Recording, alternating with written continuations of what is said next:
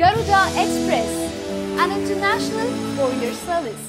ನಿತ್ಯ ತೈಲ ಬೆಲೆ ಪರಿಷ್ಕರಣೆ ಮಾಡುವ ಯೋಜನೆ ವಿರೋಧಿಸಿ ಜೂನ್ 16ರಂದು ರಾಜ್ಯಾದ್ಯಂತ ಪೆಟ್ರೋಲ್ ಬಂಕ್ ಬಂದ್ ಮಾಡಲು ರಾಜ್ಯ ಪೆಟ್ರೋಲಿಯಂ ಡೀಲರ್ಸ್ ಫೆಡರೇಷನ್ ನಿರ್ಧರಿಸಿದೆ.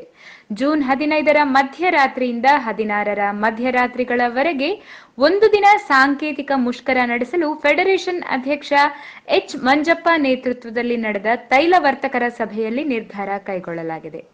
ಜೂನ್ 16ರ ನಂತರ ದೇಶಾದ್ಯಂತ ನಿತ್ಯ ತೈಲ ಬೆಲೆ ಪರಿಷ್ಕರಣೆ ಮಾಡುವ ಯೋಜನೆ ಜಾರಿಗೊಳಿಸುವುದಾಗಿ ಕೇಂದ್ರ ಸರ್ಕಾರ ಹೇಳಿಕೆ ನೀಡಿದೆ.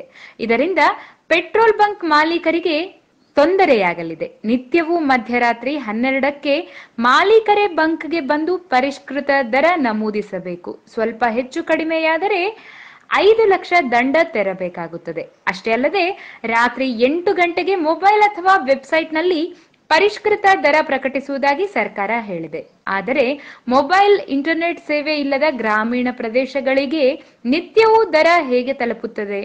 ಬೆಲೆ ಹೆಚ್ಚು ಕಡಿಮೆಯಾಗುತ್ತಾ ಇದ್ರೆ ಗ್ರಾಹಕರು ಗೊಂದಲಕ್ಕೆ ಸಿಲುಕಲಿದ್ದಾರೆ ಎಂದು ತಿಳಿಸಿದ್ದಾರೆ. If you like this video, ಬೇಗ ಲೈಕ್ ಮಾಡಿ, ಕಾಮೆಂಟ್ ಮಾಡಿ, ಶೇರ್ ಮಾಡಿ ಹಾಗೂ ಯೋಯೋ ಟಿವಿ ಕನ್ನಡವನ್ನು ಸಬ್ಸ್ಕ್ರೈಬ್ ಮಾಡಿ.